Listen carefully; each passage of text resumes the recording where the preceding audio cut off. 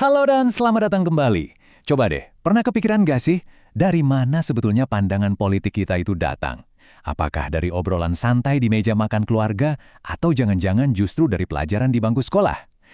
Hari ini kita bakal bedah tuntas sebuah pertarungan ideologis yang sering banget terjadi tanpa kita sadari, yaitu antara pendidikan politik di rumah melawan pendidikan politik di sekolah. Yuk kita mulai dari pertanyaan ini. Coba deh kita flashback sedikit. Ingat nggak kapan pertama kali Anda dengar soal pemilu, soal keadilan, atau soal aturan main di masyarakat? Apakah itu dari wejangan ayah atau ibu, atau dari penjelasan guru di depan kelas?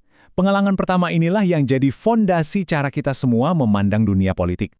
Oke, sebelum kita adu nih antara rumah dan sekolah, kita samain persepsi dulu ya. Apa sih sebenarnya yang dimaksud dengan pendidikan politik itu? Karena ini bukan sekedar soal milih partai A atau B loh. Ini sesuatu yang jauh lebih dalam dan fundamental. Nah, ini dia definisinya. Pendidikan politik itu sebuah proses yang terus-menerus, bukan acara semalam jadi. Tujuannya, wah krusial banget, yaitu membentuk warga negara yang sadar hak dan kewajibannya, yang mau berpartisipasi aktif, dan yang punya budaya untuk menopang demokrasi. Jadi ini bukan main-main loh, taruhannya itu kesehatan dan masa depan demokrasi kita. Oke, jadi tujuan besar tadi bisa kita pecah jadi 3 poin utama ini. Pertama, kesadaran, biar kita melek politik. Kedua, partisipasi, jangan cuma jadi penonton dong. Dan ketiga, yang nggak kalah penting, menumbuhkan budaya politik yang demokratis. Artinya apa? Artinya, kita menciptakan masyarakat di mana perbedaan pendapat itu dihargai, bukan dibungkam. Di mana keputusan bersama itu lahir dari diskusi, bukan dari paksaan. Nah, sekarang kita masuk ke arena pertama, keluarga. Jauh sebelum kita kenal buku pelajaran kewarganegaraan, keluarga itu udah jadi ruang kelas politik kita yang paling pertama. Dan bisa dibilang, yang paling berpengaruh. Para ahli menyebutnya sosialisasi informal. Maksudnya apa? Gampangnya gini, pelajaran politik di rumah itu seringnya nggak terstruktur. Nggak ada kurikulum, nggak ada jadwal pelajaran. Semua pelajaran itu ya meresap gitu aja ke dalam diri kita lewat obrolan, kebiasaan, dan interaksi sehari-hari. Terus gimana caranya? Ya lewat nilai-nilai yang mereka anut. Misalnya nih, waktu orang tua kita ngomentarin berita politik di TV sambil makan malam, kita secara nggak sadar belajar siapa pahlawan dan siapa penjahat dalam cerita politik versi mereka. Dan pelajaran ini jadi super kuat karena ada landasan emosinya. Kita kan cenderung percaya sama orang yang kita sayangi. Fokusnya pun seringkali adalah soal kepatuhan pada tradisi dan menjaga nilai-nilai keluarga. Oke, dari ruang keluarga kita pindah ke arena berikutnya, sekolah. Nah, disinilah negara secara resmi dan terstruktur mencoba membentuk kita jadi warga negara yang mereka anggap ideal. Ini kebalikannya banget, sosialisasi formal. Di sini semuanya serba terencana. Ada kurikulum yang harus diikuti, ada guru yang memang dilatih untuk mengajar, dan ada ujian untuk mengukur pemahaman kita.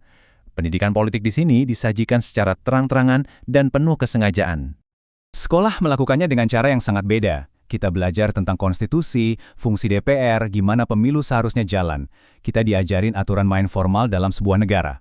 Tapi tujuan idealnya yang paling penting adalah mendorong kita untuk berpikir kritis. Jadi bukan cuma nerima informasi, tapi juga berani bertanya, kenapa aturannya begini, dan apakah ada cara yang lebih baik?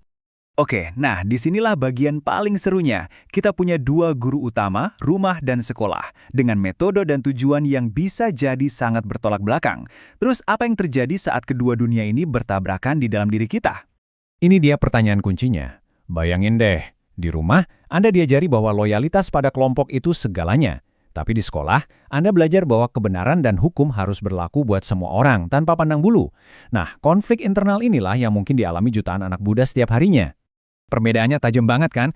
Di satu sisi, keluarga dasarnya emosi dan nilai, prosesnya implisit dan terjadi tiap hari, tujuannya seringkali ke arah kepatuhan dan tradisi.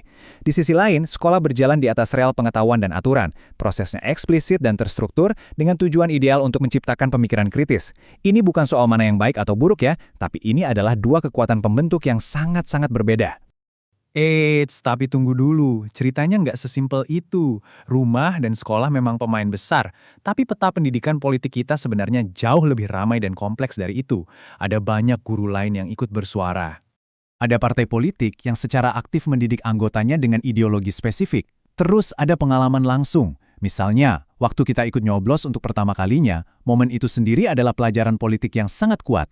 Dan tentu saja, media.